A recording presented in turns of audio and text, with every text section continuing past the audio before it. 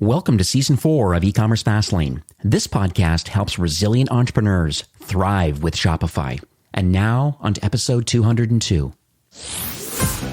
You're listening to E-Commerce Fastlane, the podcast show to help you build, manage, grow, and scale a successful and thriving company, powered by Shopify. Listen to real conversations with partners and subject matter experts as they share proven practical strategies, platforms, and the best Shopify apps to help you accelerate your business. The time is now for you to improve efficiencies, grow revenue, profit, and lifetime customer loyalty. Please welcome your host, startup founder, and strategic advisor, Steve Hutt. Today's episode is brought to you by Omnisend. If you're in e-commerce marketing and it feels like those weekly newsletters are no longer powering your growth, you're going to love Omnisend. With more than 3,000 five-star reviews, Omnisend is the go-to choice for nimble Shopify merchants who want to step up from regular email campaigns so you can actually start increasing your sales and not your workload. With Omnisend, you'll be launching pre-built e-commerce automation in no time, as well as intuitively segmenting customers based on their shopping behavior, and even trying out SMS or push notifications, all from the same platform. And the best part? Omnisend provides an immediate boost to your revenue while staying as easy as drag and drop email building, with automated emails averaging up to 40% of the total email revenue. So very compelling. Join Buchanan, Black Halo, and other high-growth Shopify brands that choose Omnisend to grow their e-commerce businesses on autopilot. Find out more about Omnisend and start free today. No credit card required. Well, hey there, it's Steve, and welcome back to the E-Commerce Fastlane podcast. Now, if this is your first time listening, this is an e-commerce show where we have honest and transparent conversations about building and thriving with your store powered by Shopify or Shopify Plus. If you're an ambitious lifelong learner, which you probably are since you're here today, you're definitely in the right place. Now, new episodes are available twice weekly with your favorite podcast players like Apple Podcast, Stitcher, Google Play, Spotify, and many more. You can also stream current episodes, including a very relevant back catalog. I think we're up to 201-ish episodes. Just hit that 200 mark. 4 years podcasting, so it's an amazing amount of partners in the Shopify ecosystem and a lot of the problems they're solving and a lot of great offers. So check out ecommercefastlane.com and you can get that back catalog. Now, in today's episode, my guest is Justin Christensen. This is his second time on the show. He's a co-founder and president of a company called Conversion Fanatics, and they're at conversionfanatics.com. Now, what they are is a full-service conversion and experience optimization company. Now, what they do, and they're definitely experts at this, is they help Shopify-powered brands to grow and scale through strategic testing to help understand the wants and the needs of site visitors. So it's a super important strategy. It's a great conversation. I guarantee you there's going to be a ton of learnings today.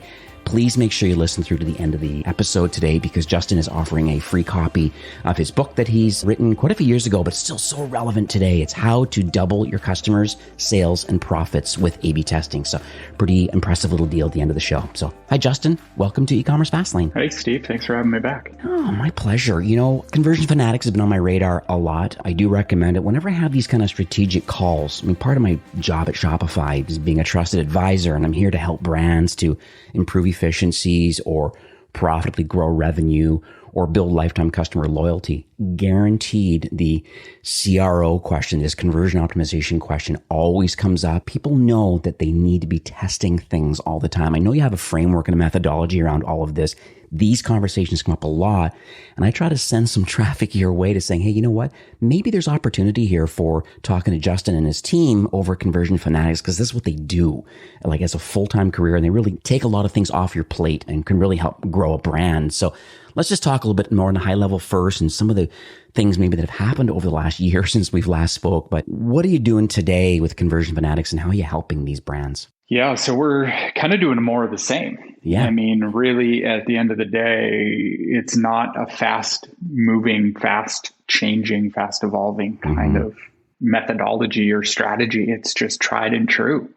And what we have found is just as long as you're consistent and you're persistent with your testing efforts and you're trying to learn something and really just answer that question, why, we're finding that it's really becoming more and more important and vital for these companies to do it, particularly from that standpoint, because the tracking game is changing dramatically here recently, and even coming up, it's going to get worse.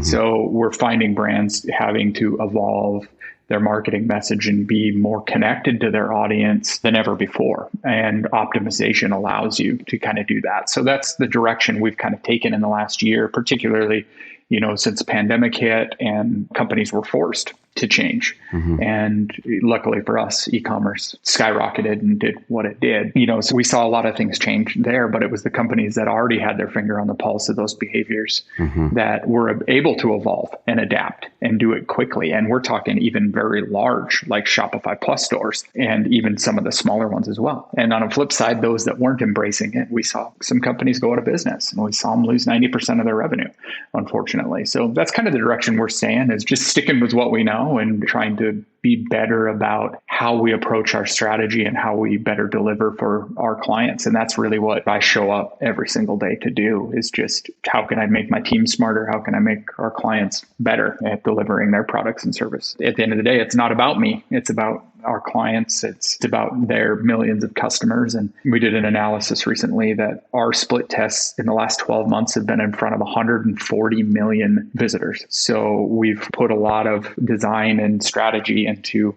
a lot of different things over the last, 12 months. Wow, it's impressive. It's funny you mentioned about this whole landscape is changing for brands, with iOS 15 that's kind of rolled out now, and now you have to opt in to allow people to track you. So it's default to not opting in. And I had a chat recently with Ritus Loris over at Omnisend, and he was making some comments, that opens are dead. And part of the deal of that is not knowing attribution of opens, and how are you able to calculate return on ad spend when you can't even tell if people are opening your emails, and that there is a whole new framework around overall dollars being spent versus what is your total net new revenue total.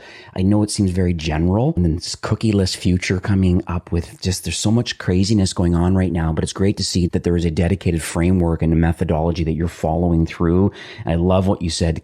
I wrote it down: consistent and persistent, and finding out why things are what they are. I think it's an amazing way of thinking it. So let's jump a bit into the background of Conversion Fanatics, because obviously you're co-founder. I just would love to share with the audience, maybe if you have people that haven't listened to the first episode, you've been involved in this business for, I guess, over 8 years now, I believe, and just would love to understand the desire and the expertise. Like, why are you involved in this complex world of conversion optimization? Sometimes I wonder the same thing.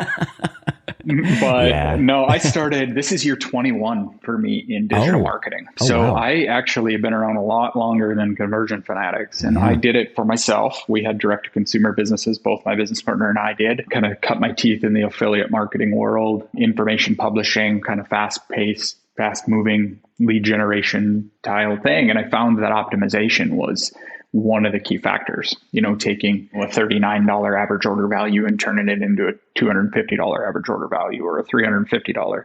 And what do you mean I can add a little arrow to something and it'll boost my results 19%? Those kind of things, and the psychology behind it. I sold that company about 11 years ago back to my business partners. Yeah, I think it's been a while now, 2009, I guess, 12 years ago. And because of that, I was asked, because of the information that I published there, on some split test results. I was asked what I was going to do. Started a small consultancy to help people kind of implement changes, kind of set up their flows, and did a stint in a very high send email marketing kind of consulting role. And then my longtime friend and I, Manish, who's my now business partner, he has some systems and processes in place and a small team, and I was kind of doing it myself. And we said, what's the most important piece of this marketing puzzle? And it's not the sexy side of it, but it's optimization. And, you can't have traffic without optimization, and you can't have optimization without traffic. And everybody was teaching traffic. So we said, why don't we just teach the important part in our eyes? And that was optimization. But we found that nobody wanted to buy and learn it. So they just wanted us to do it for them. So we started doing it and actually just implementing it. And it's kind of evolved to something much bigger now. So yeah, we essentially become the extension of the marketing department for a lot of these companies, become their optimization department instead of them just hiring, 5 people to actually do it the right way. But yeah, it's just always fascinated me, the psychology behind what makes people do what they do. Why do people click on certain things and why don't they? And why do they buy certain elements? And then you can have the same exact product and just slightly different variations or a different brand. And you're including all of these different pieces like brand equity. And just, it isn't about just, place ad, get them to the page and buy the thing and then try to squeeze as many dollars. It's a lot more complex from a user journey kind of omni-channel ecosystem. And that just fascinates me. It's just, why do people do what they do? And I joke and they say, well, have you optimized for X, Y, and Z product? I said, yeah. Are you selling to people? Because, that at the end of the day is who our customers are. I don't care what you're selling. It's people. There's only so many demographics. There's only so many breakdowns of it. Mm-hmm. It's just figuring out how they interact with your particular brand. And that's what gets me excited. I was just looking at a split test result this morning and it was something simple. It was just an advertorial page and I just redesigned a buy box. Literally, I was on a call before I hopped on here, so it's very fresh. Redesigned the buy box and we noticed it's a 500% increase in click-through on that advertorial because we just simply adjusted how we were approaching it and kind of removed some elements, made it cleaner, and put our focus on what we felt and found to be the most beneficial. And it's just exciting to see those kind of results come in. And of course, they're not all big slam dunk home runs, and we definitely don't win every single one of them, but that's what makes it exciting. It's sometimes one thing will work and then the next time it won't.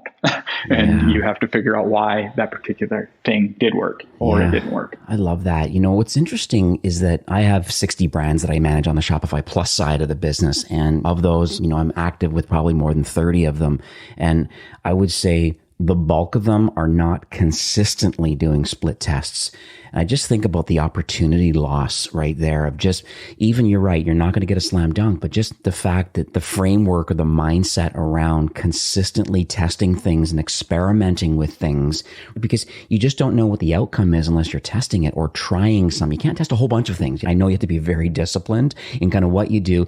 Are you finding that's a similar kind of thing where there's other kind of shiny things that they'd rather be doing or they're not doing yet versus maybe wanting to get involved in the CRO side of the business? Yeah, I mean, they're so busy, particularly the Shopify Plus brands. They got a lot of volume. And we had been working with one large Shopify Plus brand for the last couple of years. And before we kind of stepped in, they were just throwing stuff up because they just saw that it was this or some so-and-so saw it, or they were featured in a new TV show, or they were featured in a new whatever. And they just threw the logos up and they didn't really test everything. So we just went in and started uncovering rocks and just flipping over rocks and just seeing what was actually holding the most weight. And when you're doing that, it makes everybody smarter and more evolved, and it becomes less and less. And I think where a lot of people get hung up is it becomes less and less about the conversion rate in and of itself. And I preach this a lot is, it's one thing to take your conversion rate from 1% to 2%, but there's a lot of things that you can't necessarily put on a spreadsheet and quantify when you're doing true experience optimization and you're doing true on-site experiments, because it might increase your add to cart rate, but it also might help improve customer support because you're answering a question on product page, or you don't know what the word of mouth effect is going to be. And we're having that bigger picture discussion a lot more lately because we're not being able to track and we're having these visitors and we have to take this big holistic approach. And I think a lot of companies are just simply head down, pushing their way through it. And as they grow and scale, it's becoming less effective and a lot harder. And we're finding that the companies, like I said, kind of in the beginning, is it's easy to adapt and adjust and grow and scale when you're constantly trying things and you're constantly trying to better understand. I say it's add, remove, change, rearrange, or restructure elements that'll alleviate friction in that process. And if we can hold them from point A to point B and hold them by the hand, get them engaged in that shopping experience and get them to make that buying decision, it doesn't always have to be removing stuff and making it simpler. We're even at a point with some brands where we're helping them rebrand and reposition and kind of polish their brand as a whole because they've reached a point of scale. And it's becoming less and less about, oh, hey, I changed or I moved the button. And it's more like, how are we perceived as a whole, as a brand versus, where we were to get to 10 million in revenue. Now, where do we get to 30? Right. It's the positioning changes in there. Wow. It's interesting about when, you were mentioning this, and I'm thinking about the correlation versus the causation, because you're right, because some things you just don't know. You brought up the comment about when we go to optimize you call it experience optimization, but I never really thought about the benefits of updating the PDP page so that there's not as many customer support inquiries. I always think about like adding on things like, well, do you have a chat bot on there that says, where's my tracking number, or what's your return policy, and have like a self-serve model running more in chat? But then there's other opportunities available on the PDP page just really to overall have a better customer experience, which overall improves the conversion rate just because of what you added to the PDP page. Yeah, I mean, a few simple examples of this are like size guides or warranty information or ingredient list. Adding something as simple as a frequently asked questions section. We're doing one right now where it's a subscription versus not. And when they click subscribe, it basically says how much with a question mark call out with a light box. And it tells them, okay, if you're X, Y, and Z, you need this much. We recommend ordering this much. So it's basically just helping them make a buying decision. It can be in a lot of different ways. And it isn't, like I said, always removing something. Having chat is great, but a lot of times people don't want to go through that and engage in that particular process. And they just want their questions answered. And it's our job to try to figure out what that question is and then answer it. Oh man, it's a tough one. That's why you focus on what you do, right? I mean, do what you do and do it well and get away all the distractions and stuff like that. Like, what's the one thing you need to work on here? And so I'm glad that you're not a Swiss Army knife of MarTech. You're really focused on the non-sexy part of it, but that's good. I appreciate that. So let's talk about Q4. We're in that right now. Holiday season is around the corner. Code freezes are coming in 3 or 4 weeks for everybody, the app partners and Shopify. And there's still time right now to think about optimization right now. And what are you recommending brands do right now? Thinking the fact that here we are in the second week of October right now. I don't know what the days are before BFCM, but there's still opportunity to be able to do stuff. So what are you recommending brands that are listening today, work with you or not? What are you recommending? So setting expectations with the visitors is similar to what we did during COVID. It was a lot of, on-time shipping. We're seeing a lot of shipping delays in a lot of things. I think that's going to be an issue. And it's something we've done for the last year or 18 months or so. It's the same thing. It's really just setting it, okay, if I order by this date, I'm going to guarantee it by Christmas. I'm going to do that. We're in stock. We have this number of products, and then we're really just trying to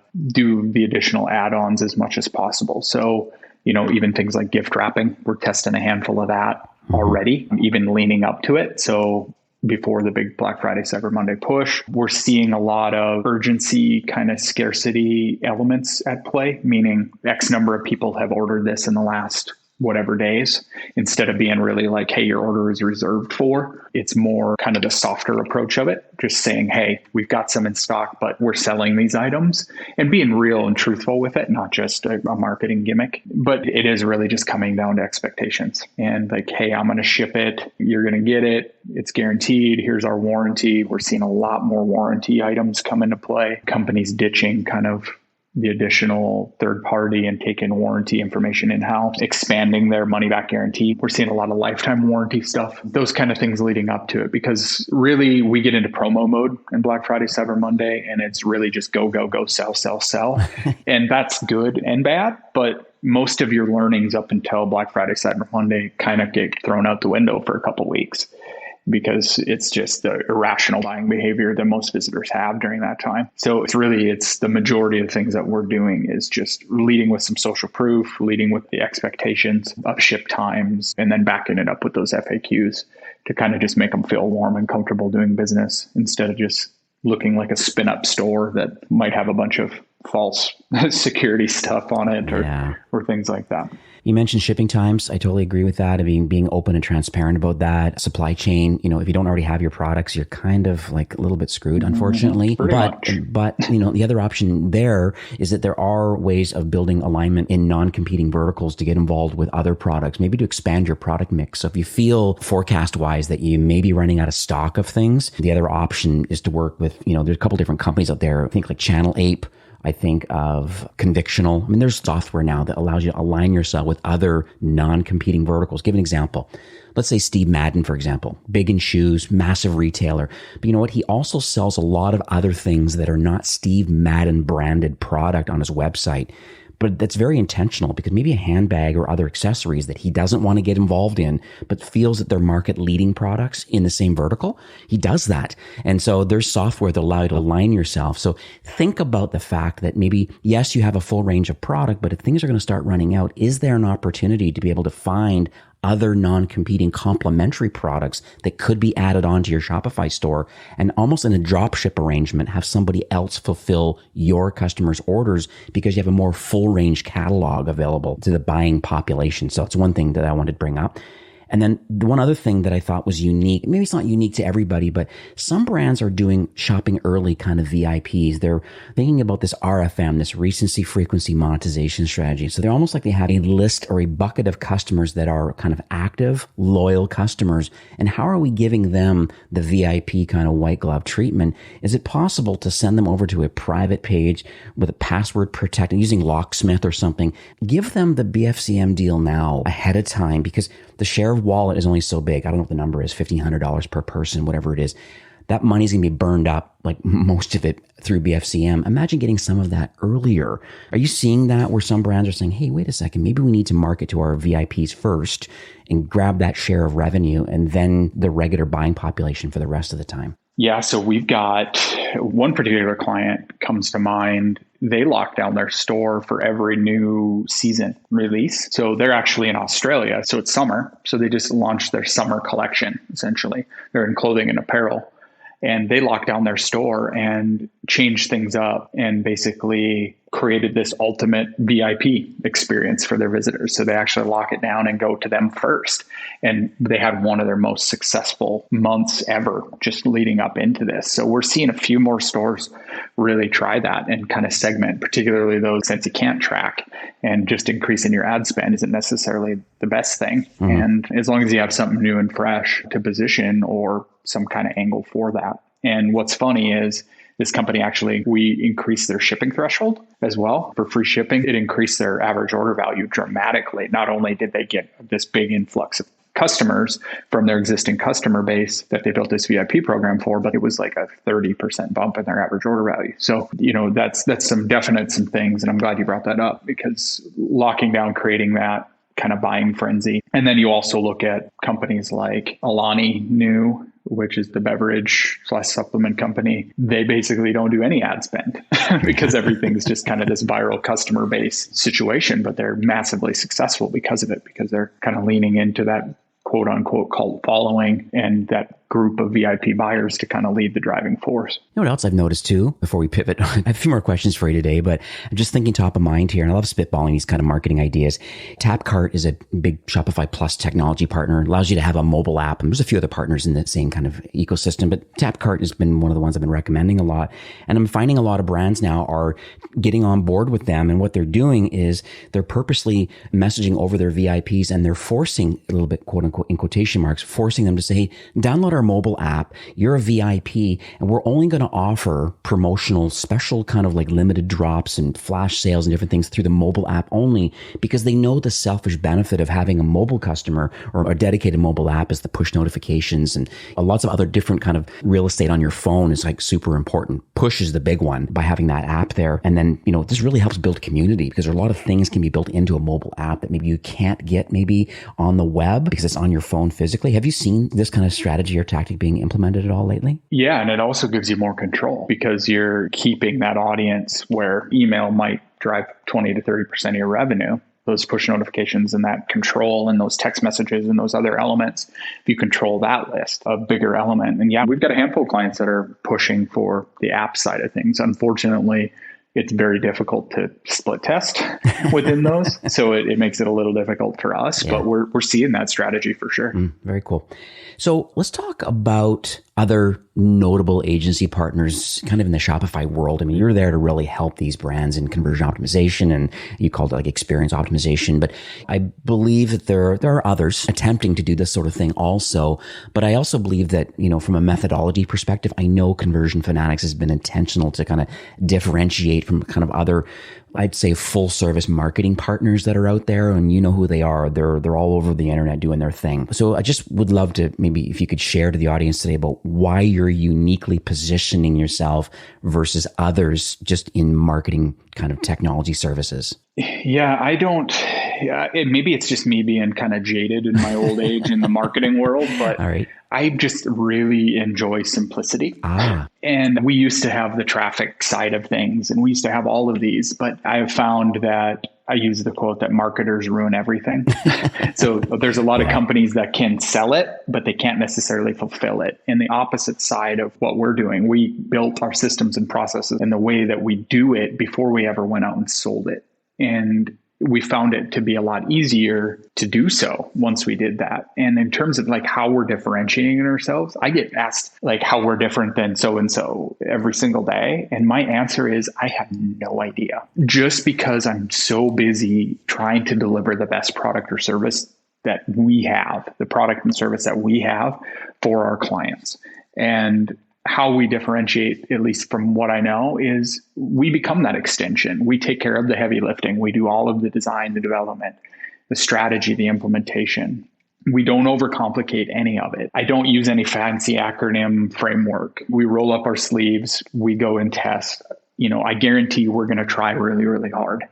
I can't guarantee you the results. I can't guarantee any of those other things. We try to be an affordable solution for them, not just, jacking up the prices just for the sake of jacking up the prices, as if we're just an extension, as if you're just hiring a person to help you do that. I don't want to be a line item. I want to be a long-term trusted partner. And then, it really just comes down to we actually give a damn, and I have kind of goes back to being jaded is, I just don't take on everybody for the sake of taking on a client.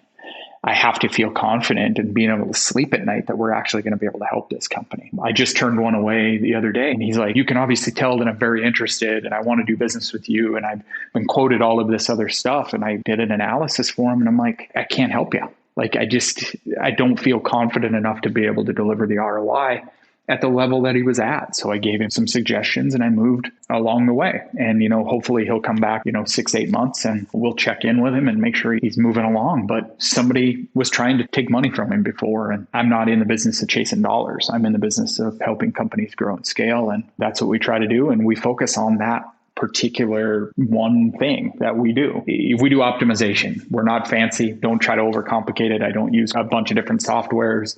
I don't try to reinvent the wheel. I just tell them that we're going to try hard. And if we can help, we're going to do everything in our power to do it. If I can't, I'm going to be the first to tell you. Yeah, I appreciate that. It's very admirable because I think about it's difficult to say no.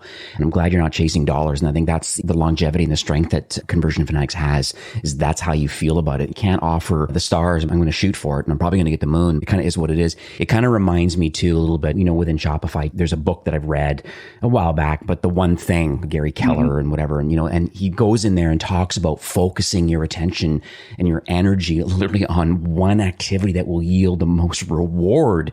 And that's what successful people, they don't focus on all the things. And that's exactly what you do, is you focus on the one thing that needs to be done.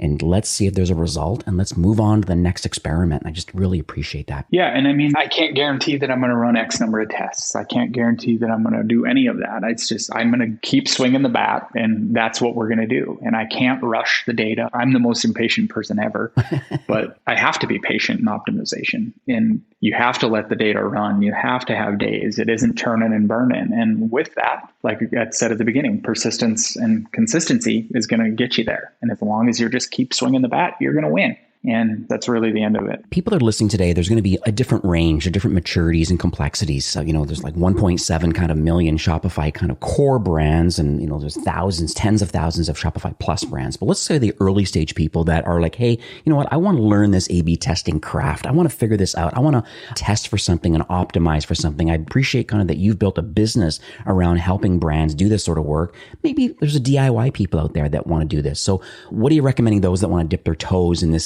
CRO kind of field? So it's all about asking questions to me and really figuring out what visitors are paying attention to, what they're ignoring, kind of where they're falling off. So with that, I just do a qualitative approach, meaning don't rush into split testing if you don't have to. Most companies, particularly just starting out with Shopify, they're not going to have the volume. They're not going to get 30, 50, 100 sales a day to justify split testing. So we take the qualitative approach, and that's using heat maps, using polling to just figure out what the heck these visitors are clicking on. And then what questions are we not answering? And that poll is where it comes into play. And it's usually in the form of an exit intent or kind of an exit intent type pop-up on mobile and overlay, just asking the simple question of, what question didn't we answer for you today? Or what is holding you back from, buying today? And letting the visitors tell you specifically what that problem is. And it sounds simplistic, and that's because it is. Yeah. You want the answer to the question, just ask the question. And so many times people don't pay attention to that data. We did this, we're fortunate enough to work with some very large companies, and we did this, one of the companies, not necessarily Shopify related, but we work with NBC Sports. And we were asking on one of their subscription services, asking the question. I'm like, simply just ask a question. And we're like, well, the price is there. The price. I'm not sure what I'm getting for the value.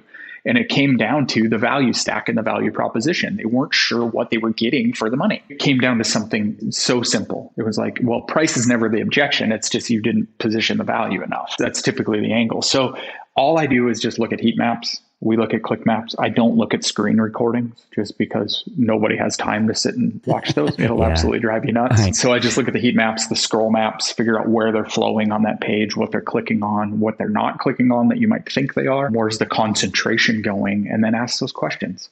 And then I use that to kind of inform my changes from there, because you'll find, and we just did this with a company in the UK, it's actually a Shopify brand. They were selling natural skincare and they were doing about 30 sales a day, 20, 30 sales, kind of bouncing around that mark. And we took this qualitative approach and just guided him along this. And he just checked in with me. I think 9 months later, they had their record day, which is 300 orders. They basically outgrew their infrastructure and their supply chain stuff. So they had to kind of back up and take a different approach to it. And that qualitative approach is what did it. We didn't run a single split test during that entire time. So it's taking that approach. If you want to do some split tests and do some very simplistic things like testing some headlines, testing some calls to action, and kind of massaging the languages, which is what I would recommend, doing things like product titles, hero image, kind of headlines, testing different benefits and angles of your product. And I say benefits in the truest sense, right. Meaning use whatever benefit that you have for your product and test that in your headlines. I would use something like Google Optimize, just something very simple. I don't recommend that long-term and for the bigger picture as you grow and scale. But for the simple things like those headlines, you might learn that your poll has something that's you're missing or something and you need to change it. Use Optimize to just test it to confirm or, whether prove or disprove whether you're right or not. Yeah. I'm just thinking out loud here too. I also recommend there's a tool called Enquire. I think they're at enquirelabs.com, but really neat little post-purchase kind of survey tool that a lot of Shopify brands are using. I just love one thing. They do exactly what you're saying. This is for the purchase side of the business, saying, hey, you know what?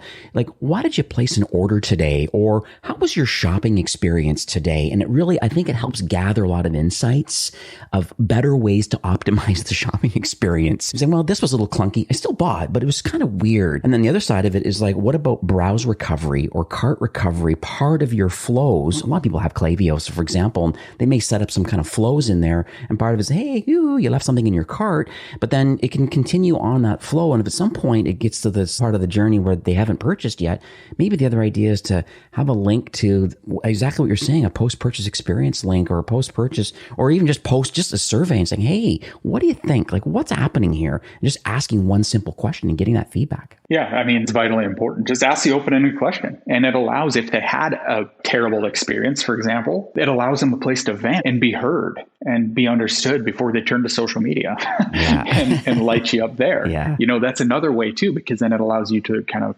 remedy and adjust that problem and figure it out before it comes to a head. I'm going to pivot to a story because I think it's important for those listening today to learn and be inspired a bit from others. I think it's very motivational, even for me selfishly, when I hear, hey, here's what Justin and his team did for this brand, named or not named. I think that's unimportant. It's just that where were they before? And then why did they make the Conversion Fanatics kind of choice? And then where are they now? So I hopefully not putting you on the spot here, but it'd be great to kind of get one story around that you're quite successful and proud that they've implemented and, it's working well with your organization. Yeah. So we working with a brand, they came to us, Shopify Plus, 250,000 or so in monthly revenue. Conversion rate was less than 1%. When they came to us, fairly decent ticket, 150-ish average order value. And they came to us and like, hey, if we could just get to 2%. And I said, well, you need to slow down. We need to walk before we run. Started adjusting, doing our methodology and thing. And fast forward about 10 months later, I think we're in month 16. We started just late 2019, like October 2019 with this company. So we've been doing it a while, but we were about, I think almost 10 months in, and their conversion rate hit 4%. Their average order value went up about $30, and their monthly revenue tipped $2.5 million. So they went from 200,000 to 2.5 million in about 10 months. Now that's one of the ones where we're rebranding them now. I mean, kind of just not necessarily full rebrand, but we're giving them a refresh, and we're testing a lot of elements around their brand guide and helping them solidify that. And then they loved it so much that they actually brought on a second brand. They're kind of a parent company. So we're doing the same thing with that company. Things are looking really good as a whole. One of the prouder ones that I've worked with in the last, couple years. Obviously, we've got lots of amazing success stories. We just produced an extra like $700,000 in revenue for another luxury clothing company with an average ticket of about 300. So really high average order value produced, I think, in the last 6 months. So I've been doing some good things. We just, like I said, we just keep swinging the bat. Yeah, I love it. Yeah, no, thanks for sharing that. Just, once again, I know that you guys know what you're doing. It's very clear that you're helping a lot of brands, and, this is your expertise. Once again, what's the one thing you do, and you do it well. And I just massively appreciate that. I have a few brands that are still current retainers with you. So that's the reason why I kind of nudge myself to get you back on this podcast today. It's like, hey, you're using Conversion Fanatics. I forgot you're using them. That's good. Yeah, that's good. Yeah. We've worked with brands where, I look back and I'm like, wow, like it's been 5+ years. Yeah. And we're still going to work every day. Yep. And they stick with us. Love it. So I must be doing something right. Absolutely. So let's talk about the future for Conversion Fanatics. I know you say that, hey, it's not a sexy field and not a lot of things have changed, and just really got to double down and focus. And I can't guarantee, but I'm going to do the necessary work to understand about CRO and the customer experience. And I think it's a wider field now, more because of what's been happening with privacy policies and different things and tracking abilities and things like that. But I wonder if you could just share quickly maybe the North Star for into 22. End of the day, like, how are you going to continue to offer this value and assistance for Shopify brands? So that's it, is we just show up, and we literally live by the motto of continuous daily improvement. It's how we started the company. It's literally on our mission statements. We look, how can we be a little bit better in every single area, whether it be how do we better communicate our results to the clients? How do we keep them updated better?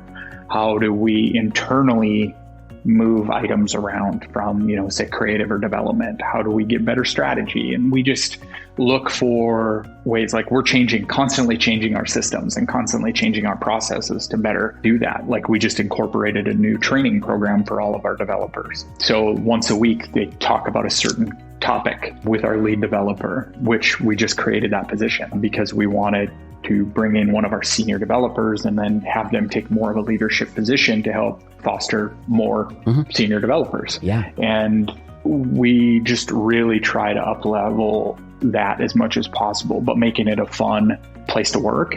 Doing something simple like about once a quarter, we do a thing called a game night just to keep morale up. So they gather virtually onto a game, and we give away things like Oculus, nice. 3D goggles, and awesome. air fryers and random things for prizes for the staff just to unwind. And we kicked that off during COVID because we weren't able to be in the office every day. And then we're just trying to just be the best optimization company we can be and try to drown out the noise. And it really just comes down to our clients. But that's how we built the company, is to literally just try every single day to be a little bit better. And it seems to be working. And we're continually literally every single day, is how do we make this a little bit more efficient? How do we communicate even internally better? Something has to improve that day, or some efficiency or roadblock has to be removed. And it doesn't always have to be massive, but that's really what we're doing in terms of looking towards strategy and stuff. That we're kind of looking towards is a lot more kind of personalization aspects, and really taking things in that direction. So creating kind of those unique experiences for visitors. It was kind of a hot topic a couple of years ago, but it kind of fell off a little bit. And of course, we're still keeping our eyes on AI, but I still don't think it's there yet. And I think the human element and the human psychology is always going to play a piece in that. This is amazing. Thank you so much for sharing this. I've scrambled so many notes. It's unbelievable. And I really appreciate kind of what you do. How can people learn more about Conversion Fanatics? And I guess you have a blog and some insights and things like that. So where should people go? Yeah, you could just find more information about us at conversionfanatics.com. I'd like to say we update our blog, but we don't. Too busy doing tests? We are. Literally, I have a post on there, I think, that says it. It's like, sorry, I didn't update anything. We've got a ton of case studies, but I don't have any time to share them with you.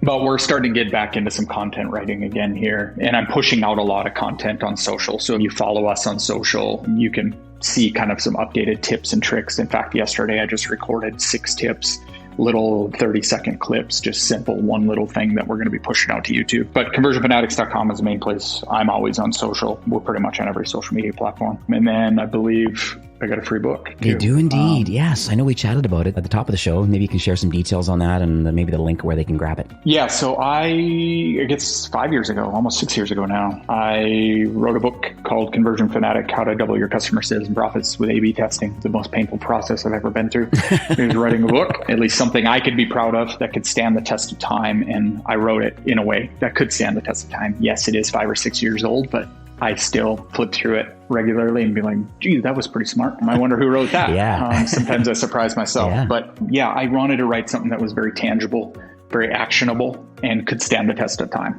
And again, it comes down to very simple nature, but I wrote it. I'll give everybody a free PDF copy. If you don't even need to opt in for it, just literally click to download. It's conversionfanatics.com/freebook. Very simple. You can download it, read it. I don't care, but hopefully you find some information out of it. I know a lot of people have really enjoyed it, which is very humbling and appreciative of that fact that people actually read it and learn from it, even years later. So yeah, I want to give everybody that copy. No, I massively appreciate that. I mean, that's a really great takeaway right now. And, it's so interesting just after all these years, it still has so much value in it. And it just shows that you really are following some great strategy that, hey, you know what, there's some basics that need to be done. Yes, I'm going to dabble a bit in what's going on in personalization and AI and think about these other things. Fair enough. I'm not going to be oblivious to it, but there's also, I got to focus on the core thing. And that is what can I do to improve the customer experience through optimization and actually consistent testing over time. I really, really, really appreciate you coming on the show today. Like I said, if I could show you my papers full of like massive docs here, like I've written a ton, and just, it's one of those things, just life of learning. And I just appreciate you taking time today and chatting with me and just giving back to the Shopify ecosystem in general. And I wish you tremendous success into 22. And I know you're going to continue just offering value to these Shopify brands. So thank you. Yeah. Thanks for having me on the show, Steve. And that's it. It comes down to, I give a damn and I'm just going to keep trying. I'm going to keep showing up. Love it. We're going to keep doing our thing. But yeah, beautiful. I'm happy to be on the show and happy to share whatever I can to help the Shopify universe. All right. Sounds good. We'll see you next year. We have to make sure we do an annual recording. All right. That sounds good. All right. Have a good one. Today's episode of E-commerce Fastlane is brought to you by OmniSend. Now, OmniSend is an email and SMS marketing platform built for nimble Shopify merchants who want to increase their sales, not their workload. Full Shopify integration, pre-built automation workflows, intuitive segmentation, and best part, no code editing makes it easy to get up and running without diving into the nitty-gritty details, of course, unless you want to. Now, more than 70,000 e-commerce brands use OmniSend to grow their businesses on autopilot, converting their customers with quick-to-build, highly relevant emails and text. Find out more about OmniSend and start free today. No credit card required. Well, that's it for today's episode. I'd like to thank you, a loyal listener of E-commerce Fastlane. It's my hope that this podcast is offering you a ton of value through growth strategies, tactics, and exclusive insider tips on the best Shopify apps and marketing platforms, all with my personal goal to help you build, launch, grow, and scale with Shopify. Thanks for investing some time today and listening to the show. I'm so proud and excited that you have a growth mindset and are a constant learner. I truly appreciate you and your entrepreneurial journey. Enjoy the rest of the week and keep thriving with Shopify.